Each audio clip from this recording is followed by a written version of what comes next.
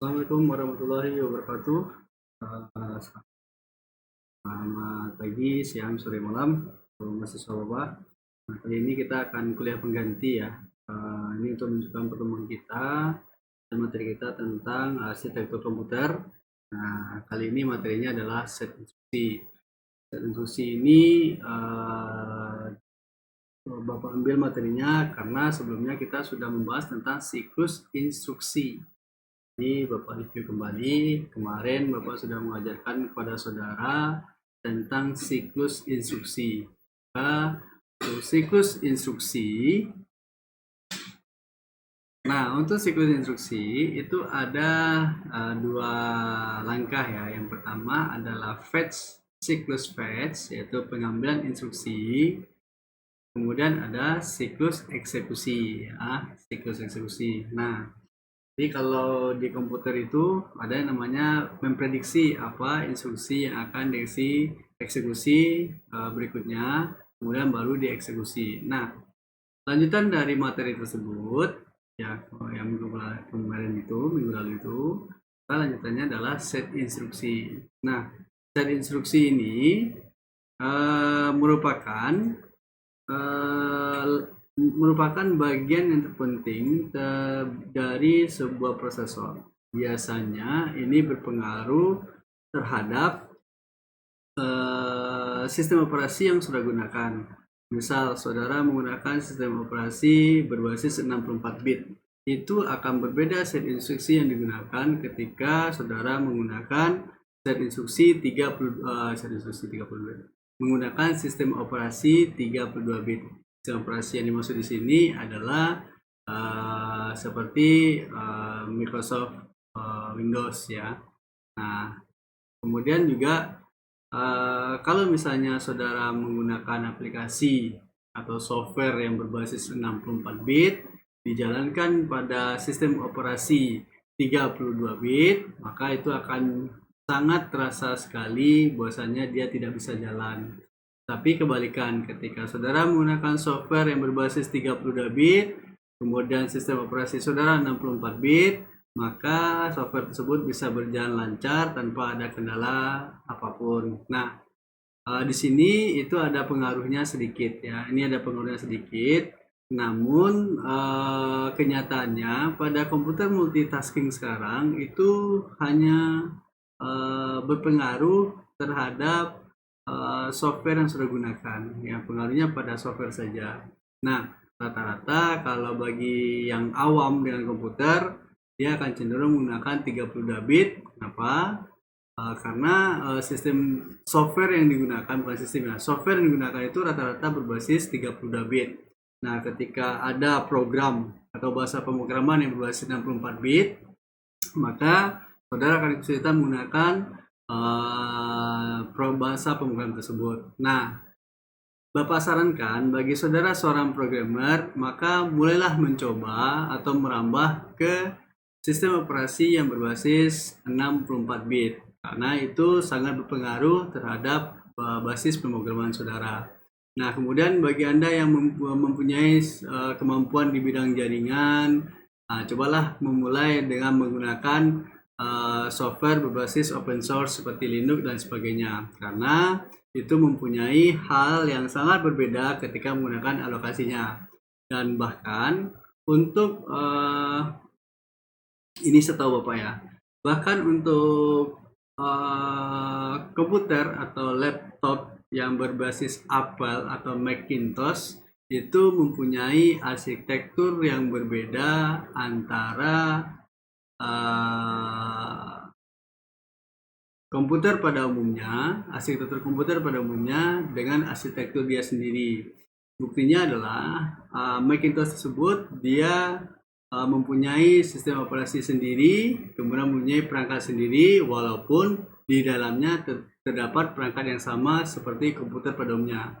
Dia terdapat prosesor, dia terdapat hard disk, dia terdapat I/O, input dan output dan sebagainya. Nah, saudara bisa bayangkan atau gambarkan bagi Anda yang sudah mempunyai kamera menggunakan handphone Apple, itu akan jauh terasa lebih enak dan jauh terasa lebih berbeda ketika Anda hanya mempunyai basis penyimpanannya 64 bit.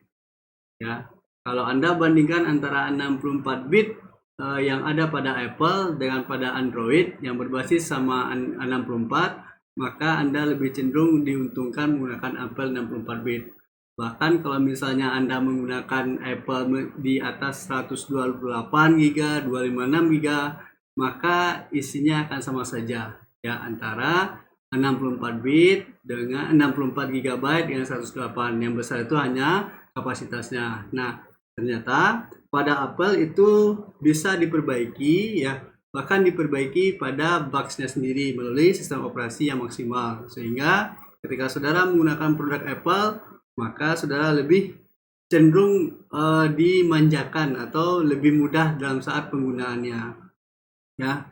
Nah, jadi bagaimana dengan pengguna dengan Android? Maka sebenarnya untuk pengguna Android itu disarankan bagi Anda yang sudah atau yang bisa atau yang hobi, misalnya hobi ganti-ganti software, hobi saudara membuka atau mengcrack programnya, atau saudara hobi menambah-nambah program ke dalamnya, membuat program kemudian diujikan. Nah, itu lebih kepada orang yang tidak ingin dibatasi. Jadi kenapa Anda mempunyai Android, walaupun sebenarnya tidak ada alasan sendiri ya, tapi menurut hemat Bapak sebagai orang yang mengerti di bidang komputer, kemudian melihat perkembangan Apple dan Android, maka sebenarnya kedua hal itu tidak bisa disamakan ya, tidak bisa disamakan, tapi masing-masing ada keuntungan dan kelebihannya. Nah, ternyata di mata kuliah kita ini, set instruksi ini juga berhubungan dengan mata kuliah sistem operasi semester depan. Jadi Bapak lebih menekankan kepada saudara untuk melanjutkannya atau mempelajarinya lebih lanjut di mata kuliah semester depan. Oke. Nah, kita lanjut. Terlalu lama nih pembukaannya. Nah, tujuan kita kali ini adalah memahami representasi, set instruksi, dan jenis-jenis format instruksi. Kemudian mengetahui jenis-jenis tipe operan yang digunakan, macam-macam mode pengamatan dan format instruksi. Nah, baik. Kita mulai dari yang pertama. Apa yang disebut dengan set instruksi? Set instruksi itu adalah sekumpulan lengkap instruksi yang dapat dimengerti oleh sebuah CPU. Bahasa di sini berarti prosesor ya.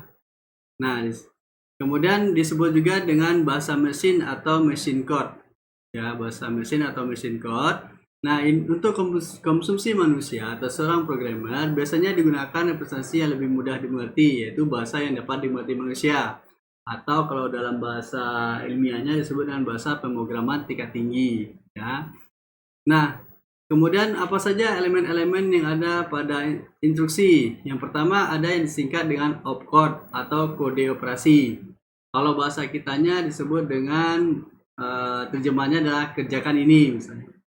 Ya, kerjakan ini bahasa kitanya. Kerjakan ini. Kemudian source operand atau source operand reference. Reference ini berarti bahasa kitanya adalah terhadap isi alamat ini. Ya. Kemudian result operand adalah hasil dari operasi ya, hasil dari operasi. Kalau bahasa terjemahannya letakkan hasilnya di alamat ini gitu. Kemudian next instruction reference, kalau misalnya sudah selesai, selanjutnya kerjakan alamat ini. Nah, dalam sebuah instruksi tidak harus semua elemen ini dicantumkan, tergantung kebutuhan dan jenis instruksinya ya. Nah, kemudian kemana saja operan itu disimpan? Nah, ingat ya, semua instruksi itu dijalankan di dalam CPU atau prosesor. Nah, rata-rata operasi hanya membutuhkan register sebagai tempat membaca atau menyimpan operan. Nah, ada kalanya juga register tidak berisi operan, tapi menunjuk ke tempat penyimpanan lainnya seperti memori, cache, dan modul I/O. Nah, memori sudah Bapak jelaskan. Ya, jadi saudara nanti lihat lagi materi memori, cache memori, dan modul I/O. Nah, ini udah Bapak jelaskan ya. Nah, tinggal dengan metode pengamatan ya. Nah, berarti minggu depan Bapak akan masuk dengan metode pengamatan kalau misalnya masih ada cukup waktu. Tapi kalau tidak, Bapak akan berikan kepada saudara gratis tanpa harus ambil absen, ya. Nah, kemudian bagaimana membayangkan atau merepresentasikan sebuah instruksi dan merepresentasikan sebuah instruksi. Nah, pada masa mesin, setiap instruksi berbentuk pola bit biner yang unik. Nah, agar dapat dimengerti manusia, dibuatlah representasi simbolik instruksi, biasanya berupa singkatan yang disebut mnemonik. Ya, misalnya adalah add, sub, dan load. Ya, kalau add ini bahasa kitanya disebut dengan, kalau add itu tambahkan. Kemudian kalau ini subtract, jelek. Kalau tidak salah ini ya tulisannya subtract. Salah, ini B nya. Nah, ini kurangkan. Ya, kurangkan. Kalau load itu berarti muatkan. Ya, kalau misalnya kalau load ini ya. Nah, kalau misalnya load itu berarti muatkan atau simpankan. Nah, kemudian sedangkan operan ini adalah nilai yang dikenai operasi, biasanya berupa alamat. Misal 2 ditambah 3, maka 2 ini adalah operan. 2 dan 3 ini adalah operan, nilai yang dikenai operasi. Nilai 2 dan 3 ini biasanya berada pada alamat tertentu. Pada alamat, ini ada alamat ini. Letaknya di mana? Di memori. Ya, letaknya di memori. Oke, letaknya di memori. Kalau misalnya datanya masih dibutuhkan, misal 2 tambah 3 sama dengan 5 misalnya. Nah, kalau misalnya 5 ini masih dibutuhkan, maka dia akan pindahkan ke register. Singkat dengan reg. Ya, register. Nah, untuk alamat 2, 3, untuk nilai 2 dan 3 ini biasanya berada pada alamat tertentu. Nah, untuk pengaksesan alamat itu ada dengan cara direct access, ya ada beberapa cara. Ada yang secara langsung, ada yang tidak menggunakan cara langsung. Nah, ini kalau misalnya cukup waktu Bapak berikan. Ya, insyaallah ya. Nah, biasanya direpresentasikan atau ditandai dengan penggunaan register A atau B. Ya, register A atau register B. Nah, kemudian ada beberapa jenis representasi instruksi tergantung dari jumlah alamat operan yang bisa dioleh suatu instruksi. Nah, contoh yang seperti ini mulai dari add, sub, load, atau add A, B. Ini kan dalam bahasa memang dalam bukunya ditulis seperti ini ya, A, B. Nah, sebenarnya kalau kita buka dalam bahasa mesin atau bahasa assembler itu memang menggunakan register A. Memang ada nama registernya, register A, B, C, CD, dan lain sebagainya. Ini memang ada, ya memang ada di sana. Ya memang ada menggunakan register A, B. Nah, apa bukti yang lebih jelas yang bisa saudara gunakan? Pertama adalah menggunakan bukti rumus soal-soal yang ada pada fisika. Misal fisika atau matematika.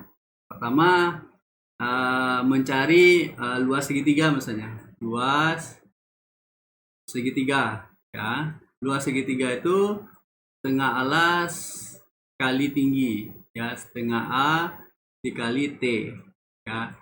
A ini adalah singkatan dari alas, T ini adalah singkatan dari tinggi. Maka luas ini adalah hasil dari operasi ini, benar ya? Benar ya? Benar. Nah, kalau misalnya dimasukkan dia ke dalam sebuah asumsi di alamat operan, maka selalu ditulis diketahui ya, diketahui alas misalnya 4, tinggi misalnya 7. Maka kalau ditulis dalam bentuk pemrograman ini disebut dengan variabel ya. Kemudian apa yang ditanya? Misalnya ditanyanya adalah luas. Ditanya misalnya luas, kita singkat dengan L. Maka dalam bahasa pemrograman A, T, dan L ini disebut dengan register. Kenapa? Karena nilainya tidak tetap. Apa implementasinya terhadap komputer atau terhadap prosesor atau terhadap CPU? Maka nilai register ini akan diletakkan atau dialokasikan ke dalam register entah itu A atau register B. Nah, tergantung dari sistem operasi yang digunakan. Apakah dia menggunakan 64 bit atau menggunakan 32 bit. Sebenarnya yang digunakan itu alamat atau instruksinya lebih panjang saja. Ya. Nah, ini adalah bentuk dari implementasi antara soal matematika dengan bahasa pemrograman. Ya, biasanya kalau sudah belajar bahasa pemrograman, ini soal paling pertama yang akan sudah kerjakan nih, mencari luas tengah alas luas segitiga atau mencari keliling persegi panjang.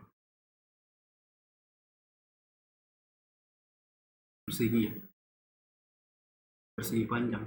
Iya, iya. Keliling persegi panjang. Ya, berarti 2 kali panjang tambah lebar. Maka diketahui dulu. Misalnya P sama dengan 2 misalnya. Panjangnya 4. Lebarnya 2. Nah, ditanya apa? Ditanyanya ada keliling. Ya, ditanya keliling. Maka nilai P, L, dan K ini akan disimpan pada register. Nah, register yang di sini ditulis dalam bentuk misalnya kita analikan dengan register A. Walaupun memang pada bahasa assemblernya memang menggunakan register A, B, C, D, D, X, dan sebagainya. Ya, itu memang ada. Nah, kita lanjut ya. Nah, kemudian format dari instruksi. Biasanya format instruksi itu dibuat dalam satuan biner. Ya, satuan biner. Misal, instruksi dengan 2 alamat operan. Ya, 2 alamat operan itu berarti menggunakan 2 buah register yang memuat nilai operasi. Ya, jadi itu mau menerjemahkannya. Ya, misalnya add A, B, berarti nilai A dan B itu adalah alamat dalam register, suatu alamat register. Ya, suatu alamat dalam register atau suatu alamat register. Ya. Nah, kemudian biasanya diterjemahkan dalam bentuk format. Ya, diawali dengan opcode. Ini formatnya ya. Diawali dengan opcode atau kode operasi. Kemudian diikuti operan difference, nilai yang diambil pertama. Ya, diambil dari mana? Dari register A. Ya, dari register A. Kemudian operan difference dari register B atau dari alamat register, ya, nilai B atau alamat register. Ya. Nah, ini semua akan dikonversikan ke dalam biner seperti ini 0, 0, 0, 1. Nah, ini sebanyak 6 bit. Tidak tahu kita nih alamatnya berapa. Ya, pokoknya jumlahnya 6 bit, entah 01, 110, ini Bapak X-kan saja. Nah, yang seperti ini sangat mirip dengan cache memory yang kita pelajari 2 minggu yang lalu. Ya, yang mencari ini, ya 2 minggu yang lalu. Ya, 2 minggu yang lalu. Ya, nah ini sama nih. Ada yang mencari cache memory berapa.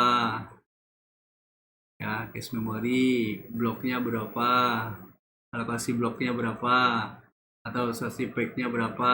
Nah, ini pas cache memory kemarin Bapak jelaskan. Sama ya, sama. Nah, kemudian ini adalah format dari instruksi. Ya, harus ada yang namanya kode operasi atau opcode, kemudian operan referen yang pertama, kemudian operan referen yang kedua. Kalau di sini simbolnya register A dan register B. Ya. Nah, kemudian apa contoh simbolik dari sebuah instruksi? Nah, ini boleh saudara pause, saudara catat sebentar, karena ini memang sangat dibutuhkan untuk latihan-latihan saudara. Ya. Nah, contoh simbol instruksi pertama adalah add. Ya, ada add. Add itu berarti jumlahkan. Kalau sub itu berarti subtract. Singkatan dari subtract atau kurangkan. Kemudian MPY atau mul. atau disingkat dengan multiply. Itu artinya adalah kalikan. Kemudian ada singkatan div. Nah, ini disebut dengan mnemonik ya. Ini yang upah garis merah ini ya, ini disebut dengan mnemonik, itu singkatan ya. Kemudian div itu adalah bagi. Kemudian ada load. Load itu berarti muatkan. Kalau store itu berarti simpankan. Kalau move itu berarti pindahkan. Jadi kalau ada operasi perpindahan,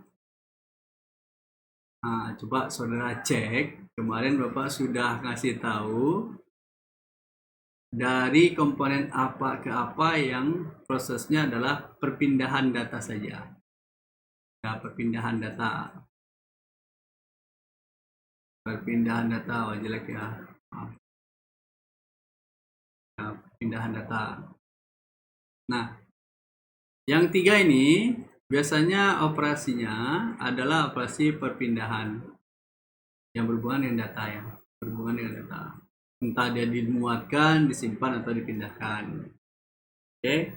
Nah, kemudian ada istilah SHR. SHR, shift right, geser kanan data. Shift left atau disingkat dengan SHL, geser ke kiri data dan lain-lain. Masih ada 32 instruksi lagi. Oh maaf, jumlahnya adalah 32 instruksi untuk instruksi saja. Untuk instruksi itu ada 32 jadinya, bukan 32 bit ya, tapi jumlah instruksinya saja itu ada 32, ada beberapa bagiannya. Kemudian cakupan dari jenis instruksi. Jadi dari contoh ini, dari contoh yang Bapak berikan ini, maka dia bisa dibagi berdasarkan jenisnya.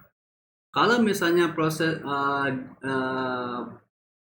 pekerjaannya atau fungsinya adalah untuk proses, biasanya menggunakan logika aritmatika atau operasi aritmatika, maka instruksi yang digunakan adalah operasi aritmatika, add, sub, divide, MPY, dan sebagainya ya.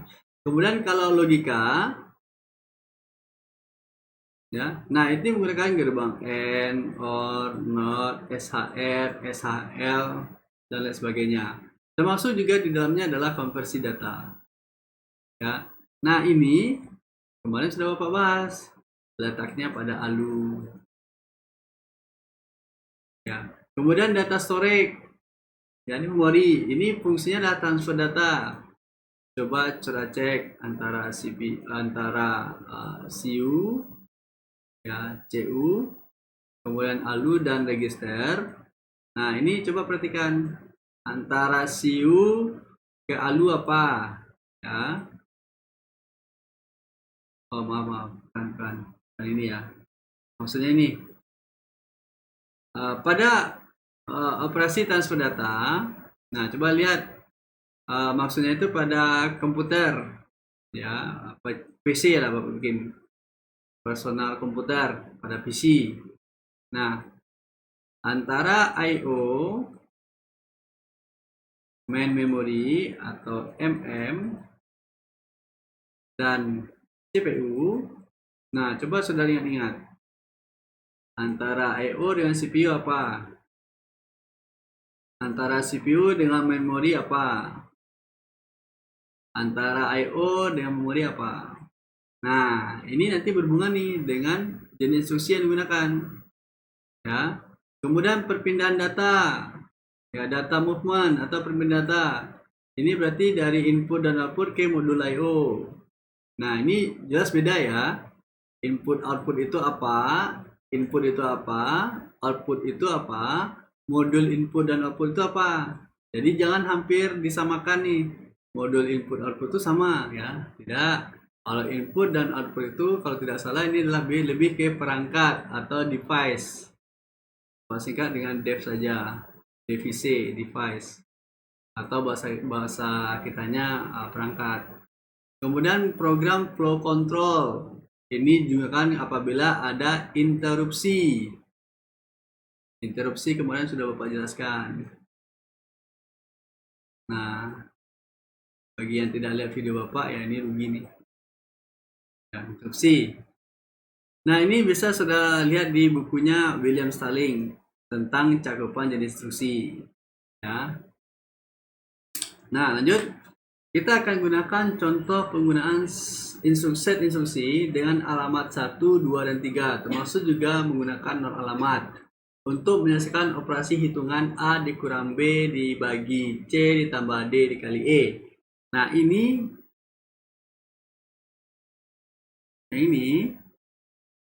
ya, ini dicatat dulu. Di pos, kemudian dicatat. Nanti saudara akan Bapak tunjukkan cara menyelesaikannya. Jadi ini catat dulu. Bapak menyelesaikan juga dicatat dulu. Y sama dengan A dikurang B dibagi C ditambah D dikali E. Oke. Nah, dalam penyelesaian soal aritmatika, maka gunakan tingkat paling tertinggi dari susunan operasi aritmatika. Kabataku kali bagi tambah kurang. Berarti kalau misalnya ada beberapa operasi aritmatika yang di dalamnya ada kali bagi tambah kurang, maka yang didudukan adalah kali bagi berikutnya tambah kurang, kecuali jika diawali dengan tanda kurung. Oke, tetap menggunakan patokan itu.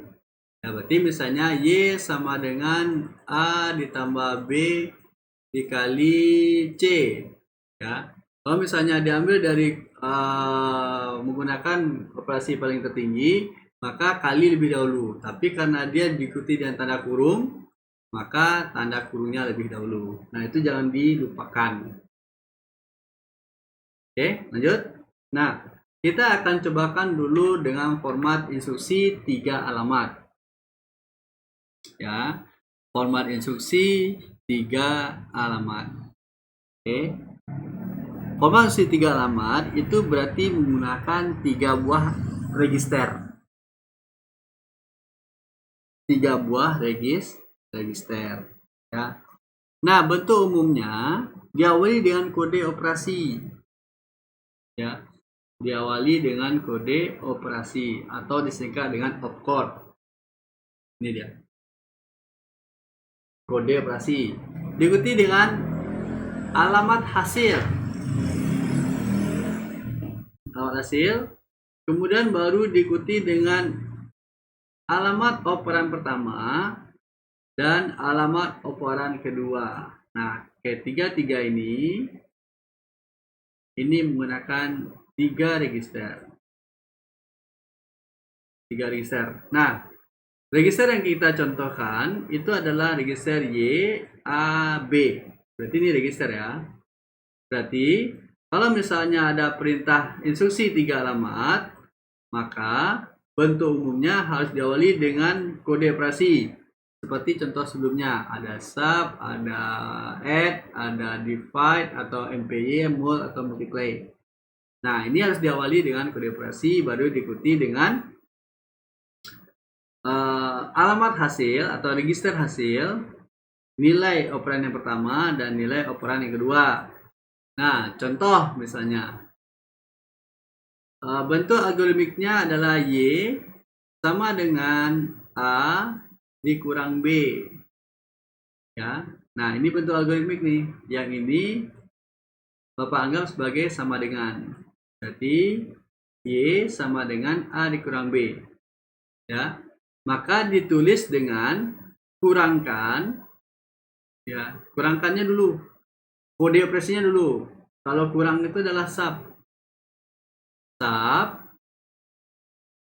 alamat hasil Y diikuti dengan nilai operan pertama, ini adalah A, koma A, diikuti dengan alamat kedua, koma B. Oke. Nah, artinya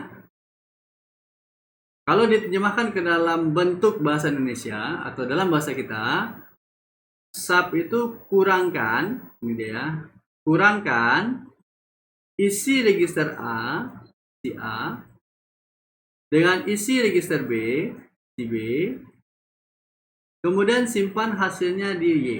Simpan hasilnya di Y. Jadi kalau Bapak ulang nih, ya. Kalau misalnya ada bentuknya seperti ini, sub y, a sub y, a, b, itu berarti algoritmnya adalah y sama dengan a dikurang b.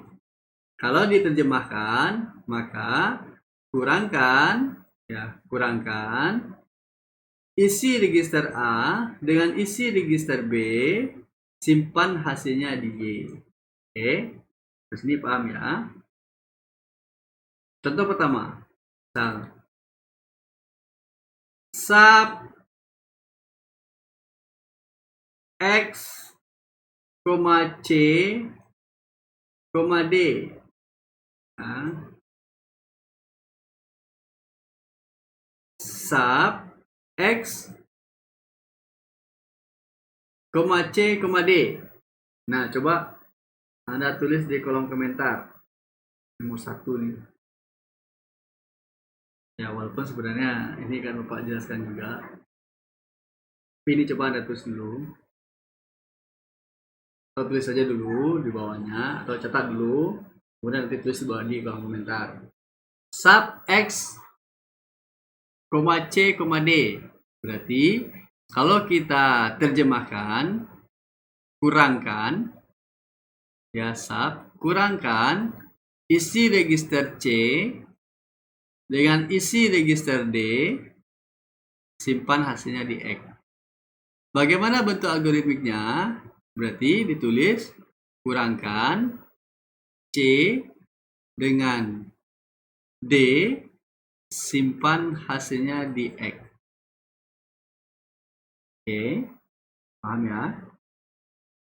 Simpan hasilnya di X. Nah, contoh yang kedua, Bapak balik nih. Bapak akan bentuk algoritmiknya dulu. Misalnya C sama dengan A dikali B. Oke. C sama dengan A dikali B. Maka jawabannya adalah awali dengan kode operasi dulu. Nah nih, apa kode operasinya? Kali. Kalau kali itu kode operasinya atau jenis instruksinya apa? MPY atau mul. Berarti MPY diikuti dengan alamat hasil, itu adalah C, diikuti dengan alamat operan yang pertama, yaitu A, kemudian diikuti dengan nilai operan kedua, yaitu B. Berarti nilainya adalah bentuk instruksi 3 alamatnya, MPY, C, A, B. Oke, sampai sini paham ya? MPY, C, A, B. Ya. Nah, kemudian bagaimana kalau misalnya Bapak membuat fungsinya C sama dengan B dibagi A. Ya. C sama dengan B dibagi A. Tulis di kolom komentar untuk jawaban ini. Nah, tulis di kolom komentar. Ini ya. Oke. Nah, fungsi kita lanjutkan ya. Fungsi instruksi 3 alamat ini biasanya tidak umum digunakan. Nah, tidak umum digunakan. Ini mengepesan banyak register sekaligus. Nah, programnya biasanya berbentuk lebih pendek. Oke. Sekarang kita cobakan ke dalam soal yang tadi. Soal yang kita gunakan adalah Y sama dengan A dikurang B dibagi C ditambah D dikali E. Nah, coba perhatikan. Sudah ada beberapa jawabannya. Ya, samanya. Anda catat dahulu, kemudian nanti Bapak jelaskan. Ya. Nah, di sini ada 4 tahapannya. Ya, kita akan periksa ya tahapan-tahapannya. Bagaimana cara memeriksanya? Ya, yang pertama kita harus tahu dulu urutannya apa saja. Ya, yang pertama yang dikerjakannya adalah sub YA, B. Berarti kurangkan isi register A dan isi register B, simpan hasilnya di Y. Berarti kita cari persamaan ini. Ini persamaannya adalah Y sama dengan A dikurang B. Kita cari. Mana dia? Ini dia. Berarti langkah pertamanya ini. Kemudian langkah keduanya. Dia mengerjakan MPY TD, E. Ya. Di sini T adalah register. Ya, T adalah register. Persamaannya adalah T sama dengan D dikali E. Berarti kalau misalnya Bapak tulis di bawahnya A dikurang B dibagi C ditambah D dikali E. Nah, ini biasanya seperti ini. A dikurang B. Ini simpan di Y. Kalau ini D dikali E, simpannya di T. Nanti dijumlahkan dengan C. Baru nanti dibagi dengan Y. Nah, ini dibagi nanti nih. Ini dibagi. Ya, ini T ditambah dengan C disimpan di T. Jadi umumnya nanti hasilnya adalah Y dibagi T simpan di Y. Oke. Nah, ini udah ada jawabannya di sini ya. Oke, baik. Nah, artinya ini diurutkan. Langkah yang ketiganya tambahkan ini dia ya. Ya, ini udah selesai nih. Tambahkan add T, ini berarti laporan yang pertama. Ini yang pertama ini adalah hasil, maaf ya, ini hasil. Kemudian ini adalah nilai operan pertama, ini adalah nilai operan kedua. Kalau misalnya dilihat dari gambar Bapak di bawah ini, berarti jumlahkan isi register T, T-nya mana? T yang di atas ini ya. T ya, T dengan isi register C, simpan hasilnya di T. Nah, maka nilai yang banyak ini letaknya sudah ada di T. Karena isi T sama dengan C ditambah D dikali E. Aduh, mepet sekali cuy.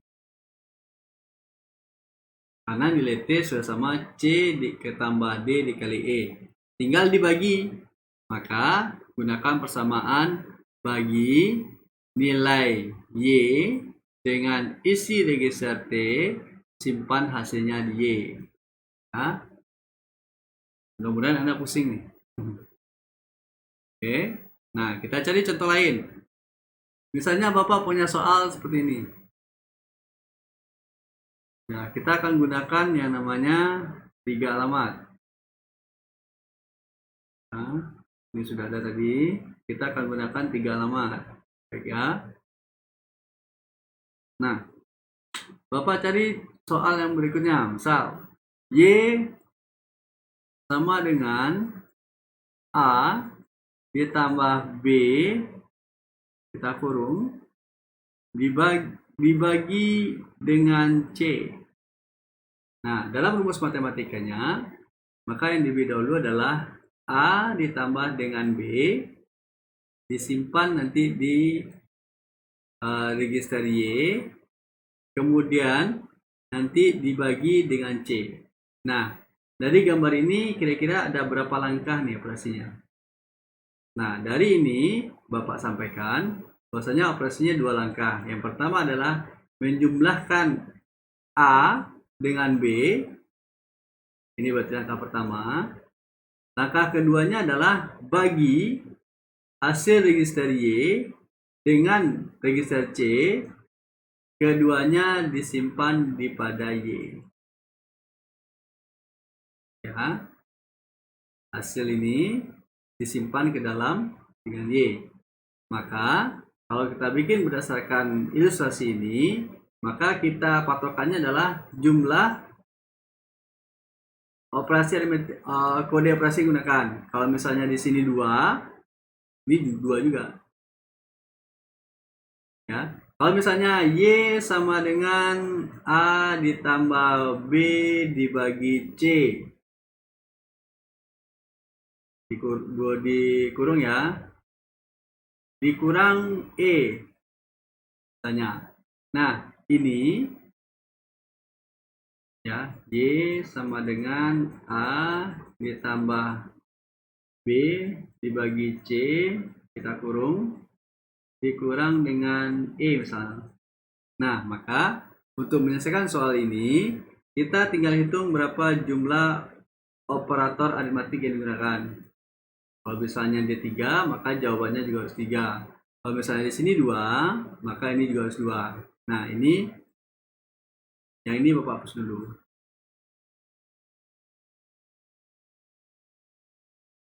Nah, bagaimana cara menjawabnya?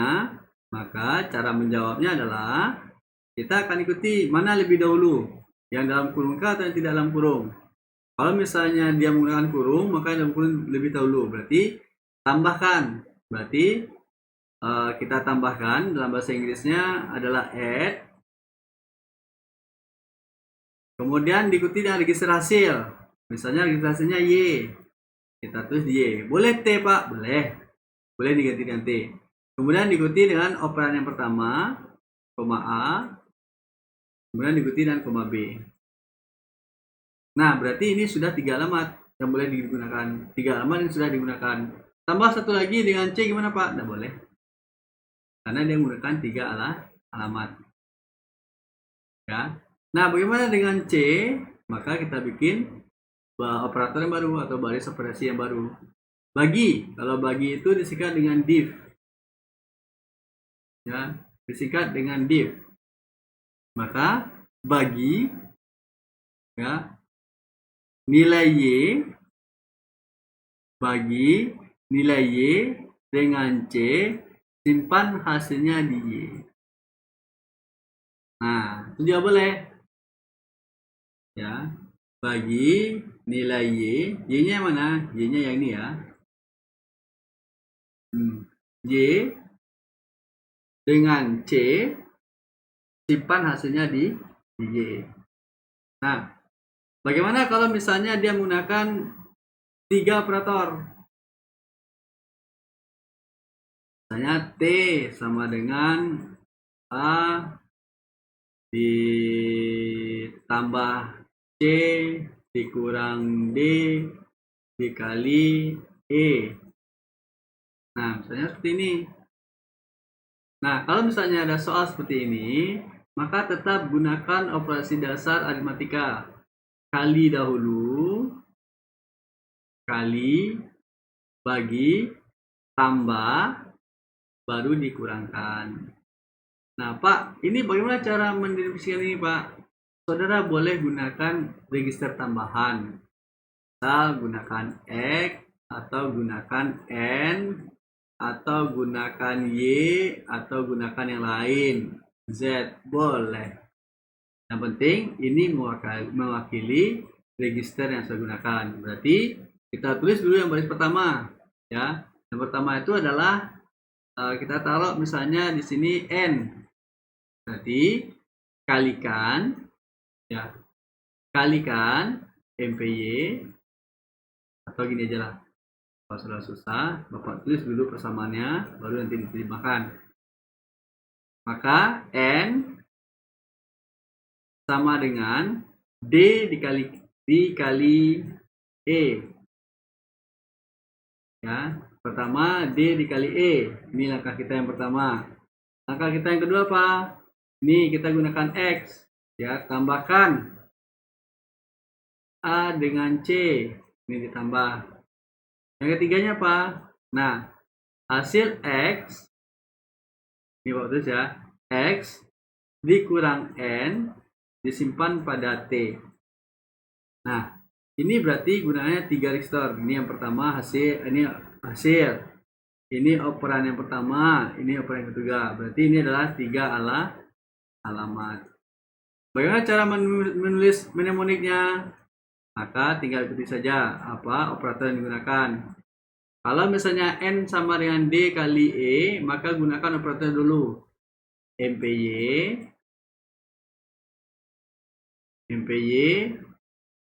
nilai N, ini karena hasil, kemudian D dikali E. Yang kedua, tambah add nilai hasil X, A, C. Tambahkan hasil register A dengan register C, simpan hasilnya di X. Nah, yang ketiga, kurangkan sub nilai T dengan sub itu arti kurangkan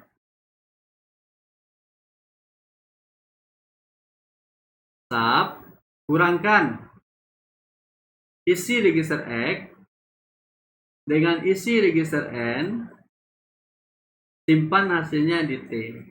Nah, ini adalah contoh penggunaan register 3 alamat dengan bentuk operasi aritmetika seperti ini. Oke, nah jadi kunci menggunakan format instruksi 3 alamat yaitu adalah kode operatornya.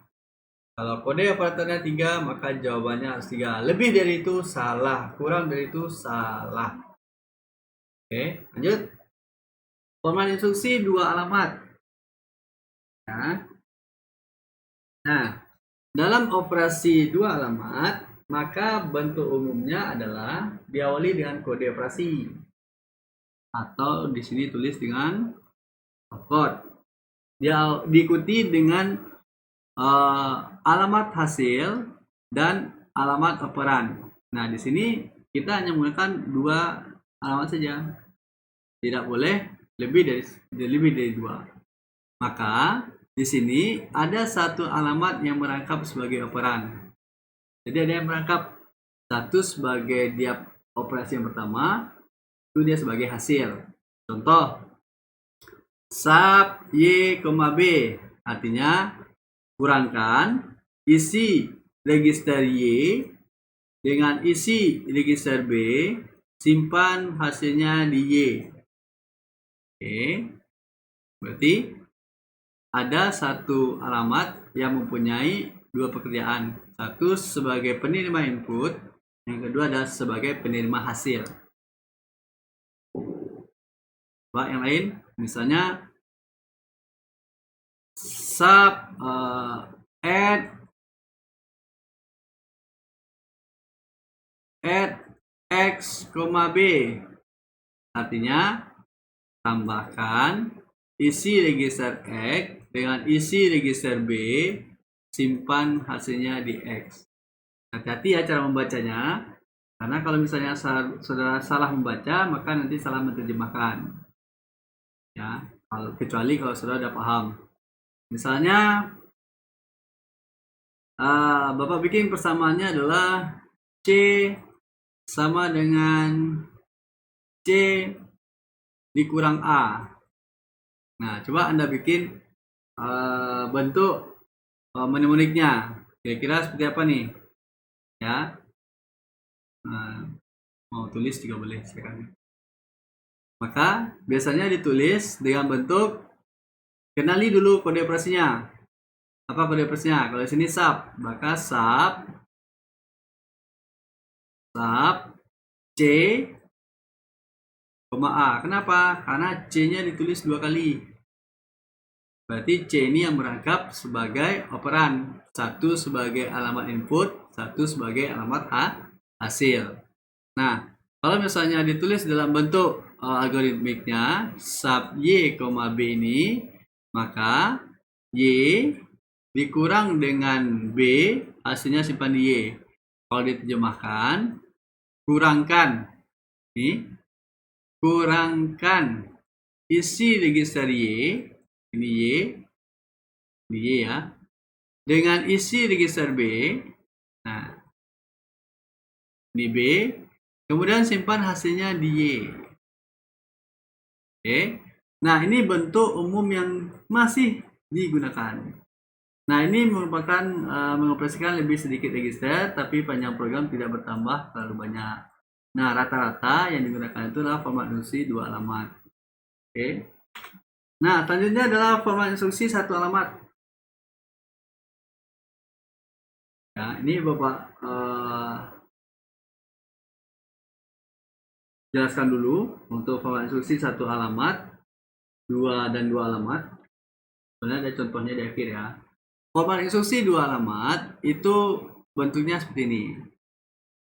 Kode operasi, alamat awal, alamat hasil, dan nilai peran. Bentuknya seperti ini.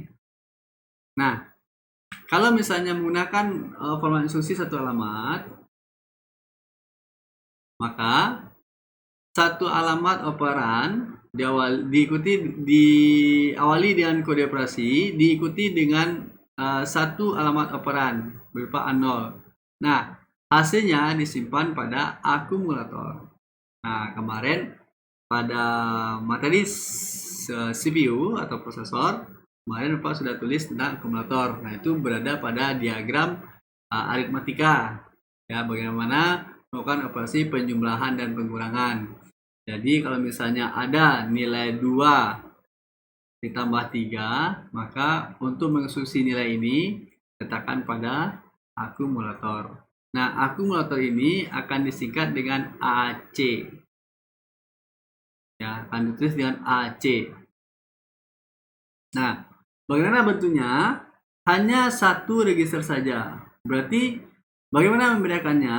Kalau misalnya 3 alamat, berarti dia ada A, B, dan C. Kalau 2 alamat, maka nilainya adalah A, B. Kalau misalnya 1 alamat, maka yang ada cuma A. Oke? Itu dulu. Ya. Nah, kalau misalnya ada instruksi sub B, udah sejam ya. Oke. Nanti Bapak cukup dulu yang 1 alamat, nanti Bapak akan lanjut ke part berikutnya. Untuk sub B, maka bentuk algoritmiknya adalah sub itu kurangkan, tetap kurangkan isi akumulator dengan isi register B, karena B yang ditulis di sini ya. Simpan di akumulator. Beda nih. Kalau misalnya seperti ini. Beda ya. Beda kalau misalnya ini Pak hapus dulu nih. Beda kalau misalnya Bapak tulis sub A, B. Maka artinya kurangkan isi register A dengan isi register B, simpan di A. Nah, ini beda nih kalau misalnya di 2 alamat. Kalau misalnya di 1 alamat menggunakan akumulator. Nah, ini berarti ya. Ini A juga, tapi ini register, ini akumulator. Kalau akumulator berarti menggunakan komponen yang ada pada prosesor. Sudah prosesor itu yang langsung mengeksekusi, ya. Nah, artinya kurangkan, ini kurang, isi akumulator dengan isi register B, simpan hasilnya di akumulator. Nah, bentuk ini biasanya digunakan pada zaman dahulu. Ya, hanya merupakan 1 register, tapi program ini menjadi panjang. Efeknya apa? Komputernya lelet. Atau istilahnya adalah komputer kentang. Potato. Atau begini aja potato. Ya, potato. Ya, kentang. Ini zaman Bapak masih ada.